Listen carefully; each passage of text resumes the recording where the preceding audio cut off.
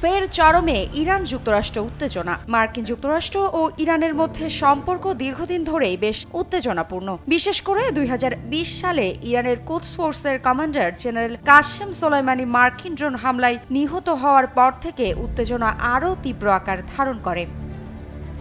তবে ইরান বারবারই জানিয়ে আসছে তারা তাদের প্রতিরক্ষা শক্তি বৃদ্ধি করছে এবং কোনো ধরনের হুমকির মুখে আত্মসমর্পণ করবে না। সম্প্রতি যুক্তরাষ্ট্রের প্রেসিডেন্ট ডোনাল্ড ট্রাম্প মন্তব্য করেছেন যে তিনি ইরানের ওপর বোমা হামলা চালানোর চেয়ে একটি চুক্তি করতে বেশি আগ্রহী। তবে ইরানের Islamic revolutionary guard corps IRGC এর অ্যারোস্পেস ফোর্সের commander brigadier general Amir Ali Hajizadeh ট্রাম্পের এই বক্তব্যকে তাচ্ছিল্যের সাথে প্রত্যাখ্যান করেছেন। তার এই বক্তব্যের পর তিনি জোর দিয়ে বলেছেন যে যুক্তরাষ্ট্র ইরানের বিরুদ্ধে সামরিক অভিযান চালানোর সাহস রাখে না।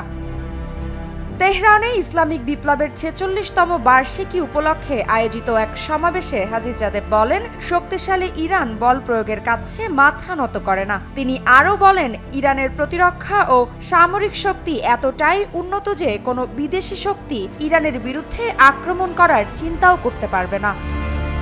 Brigadier general Amir Ali Hajizade এই বক্তব্যের মাধ্যমে ইরান একরকম স্পষ্ট বার্তা দিয়েছে যে তারা কোনো ধরনের হুমকিকে ভয় পায় না এবং যুক্তরাষ্ট্রের যে কোনো আক্রমণের যথাযথ জবাব দিতে প্রস্তুত তারা। সঠিক প্যাড আর সঠিক তথ্য দিয়ে কেশু সামলে নিব এক হয়ে।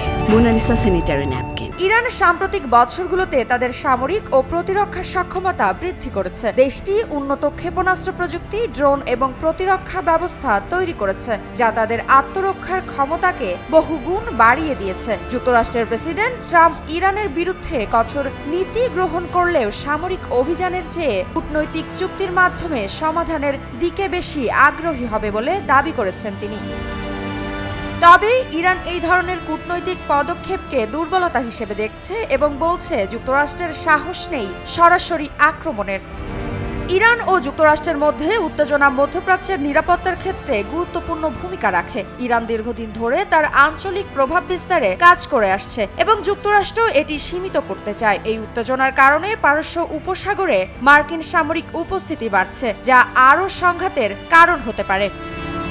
ব্রিগেডিয়ার জেনারেল আমির আলীর এই বক্তব্য স্পষ্টভাবে ইঙ্গিত দেয় যে ইরান তার সামরিক শক্তি এবং প্রতিরক্ষা সক্ষমতা নিয়ে আত্মবিশ্বাসী। মৃত্তিকা বিশ্বাস, নিউজ 24।